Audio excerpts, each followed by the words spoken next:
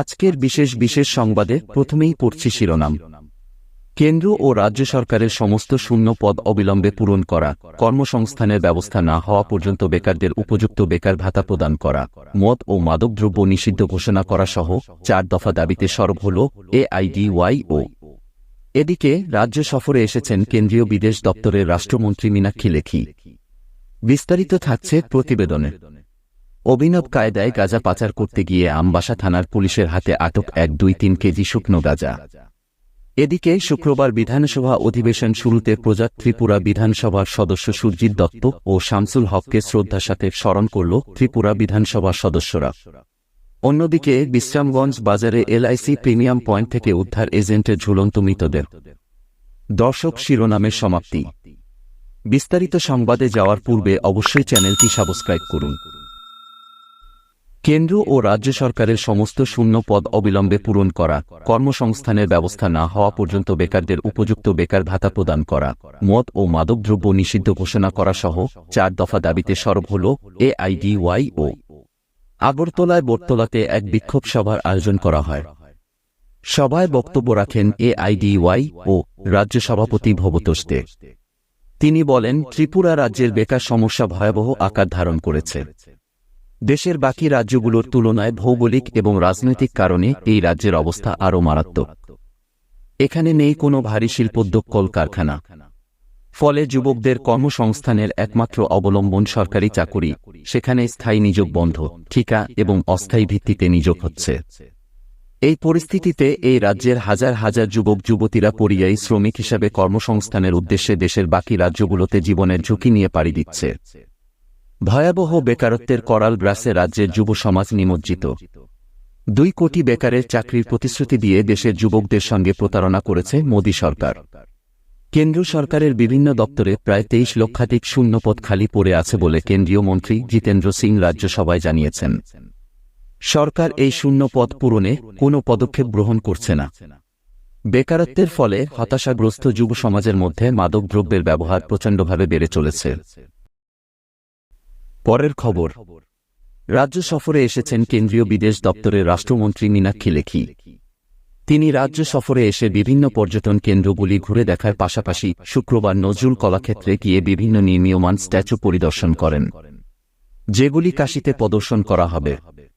পরবর্তী সময়ে তিনি সংবাদ মাধ্যমের মুখোমুখি হয়ে জানান, দেশের সংস্কৃতি সভ্যতার সবচেয়ে প্রাচীন পীঠস্থান কাশীতে রয়েছে। কাশীতে এই প্রথমবার ত্রিপুরা রাজ্যের শিল্পীরা তাদের তৈরি বিভিন্ন স্ট্যাচু তুলে ধরার সুযোগ পেয়েছে। কাশীতে দেশের এবং বিশ্বের বহু মানুষ যাতায়াত করে। সবচেয়ে পুরনো এই প্রদেশে প্রথমবার স্ট্যাচু প্রদর্শন করার সুযোগ পেয়েছে ত্রিপুরা শিল্পীরা। রাজ্যের শিল্পীদের জন্য তিনি নিজেকে গর্ববোধ করেন বলে জানান। মন্ত্রী আরও বলেন, ত্রিপুরায় এসে তিনি সেই সংস্কৃতি প্রত্যক্ষ করেছেন যে সংস্কৃতি ভারতকে একতা সভ্যতায় নিয়ে পৌঁছানোর চেষ্টা করছে। পরবর্তী সংবাদ। অভিনব কায়দায় গাঁজা পাচার করতে গিয়ে আমবাসা থানার পুলিশের হাতে আটক বিপুল পরিমাণ শুকনো গাঁজা। ঘটনার বিবরণে জানা যায়, শুক্রবার ভোর নাগাদ 09164646 নম্বরের একটি 12 চাকার লরি তেলিয়ামুড়ার দিক থেকে শিলং এর উদ্দেশ্যে রওনা হয়েছিল। আমবাসা থানার অন্তর্গত 8 নং আসাম আগরতলা জাতীয় সড়কের বেতবাগান নাকা পয়েন্টে আসা মাত্রই সন্দেহজনক হওয়ায় গাড়িটি আটক করে তল্লাশি চালায় নাকা পয়েন্টে কর্তব্যরত পুলিশ কর্মীরা।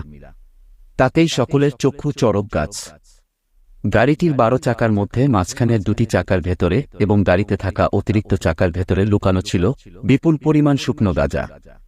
পরবর্তী সময় গাড়িটির তেলের ট্যাঙ্কে গোপন চেম্বার থেকে উদ্ধার হয় বিপুল পরিমাণে শুকনো গাঁজা। খবর পেয়ে সাথে সাথে ঘটনাস্থলে পৌঁছায় আমবাসা থানার পুলিশ। অতিরিক্ত পুলিশ সুপার মানবেন্দ্র চৌধুরী জানান, ছোট বড় 4-5 প্যাকেট থেকে 1-3-2 কেজি শুকনো গাঁজা উদ্ধার করা হয়েছে। একই সাথে গাড়িটির চালক চন্দন কুমার জমাতিয়া এবং গাড়িটির সহ চালক রত্ন সাধন জমাতিয়াকে আটক করা হয়েছে। তিনি আরও জানান, ধৃতদের জোর জিজ্ঞাসাবাদ চালানো হবে। একই সাথে একটি মামলা হাতে নিয়ে ঘটনার তদন্ত শুরু করা হবে। উদ্ধারকৃত গাঁজার বাজার মূল্য আনুমানিক 13,20,000 টাকা। এখন দেখার পুলিশ তদন্তে নেমে বাকি পাচারকারীদের নাম বের করে গ্রেপ্তার করতে পারে কিনা। এদিকে শুক্রবার বিধানসভা অধিবেশন শুরুতে প্রজাত ত্রিপুরা বিধানসভার সদস্য সুরজিৎ দত্ত ও শামসুল হককে শ্রদ্ধার সাথে স্মরণ করল ত্রিপুরা বিধানসভার সদস্যরা। শুক্রবার বিধানসভার অধিবেশনে রাজ্যপালের ভাষণের পর প্রজাত ত্রিপুরা বিধানসভার সদস্য সুরজিৎ দত্ত ও শামসুল হকের স্মৃতির প্রতি শ্রদ্ধা জানিয়ে শোক প্রস্তাব পাঠ করেন বিধানসভার অধ্যক্ষ বিশ্ববন্ধু সেন। শোক প্রস্তাব পাঠ করতে গিয়ে অধ্যক্ষ বিশ্ববন্ধু সেন বলেন, 2023 সালের 2-7 ডিসেম্বর 6-9 বছর 6 মাস বয়সে কলকাতার এক বেসরকারি হাসপাতালে শেষ নিঃশ্বাস ত্যাগ করেন রামনগর বিধানসভা কেন্দ্রের বিধায়ক সুরজিৎ দত্ত। অপরদিকে 2023 সালের 19 জুলাই জিবি হাসপাতালে শেষ নিঃশ্বাস ত্যাগ করেন বক্সনগর কেন্দ্রের বিধায়ক শামসুল হক।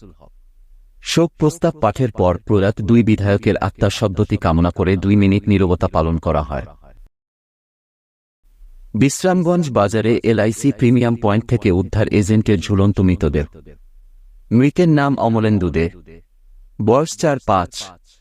শুক্রবার সকালে বাজারের অন্যান্য ব্যবসায়ীরা ঝুলন্ত মৃতদেহ দেখে খবর দেয় বাড়ির লোকজনদের। খবর পেয়ে দোকানে এসে মৃতদেহটি দেখতে পেয়ে মাথায় আকাশ ভেঙে পড়ে পরিবারের সকলের। এদিকে ঘটনাস্থলে আসে বিশ্রামগঞ্জ থানার পুলিশ। মৃতদেহ উদ্ধার করে ময়না তদন্তের জন্য হাসপাতালের মধ্যে পাঠায়। কিন্তু আত্মহত্যা নাকি খুন সেটা পুলিশ ময়না তদন্তের পর বুঝতে পারবে পুলিশ। এ ঘটনার খবর পেয়ে ধীরে ধীরে দোকানের সামনে এসে জমা হয় বহু মানুষ। তারা জানায় দীর্ঘ 15 থেকে 20 বছর ধরে অমলেন্দু এলআইসির এজেন্ট ছিল এবং পাশাপাশি সে পোস্ট অফিসেও এজেন্ট ছিল।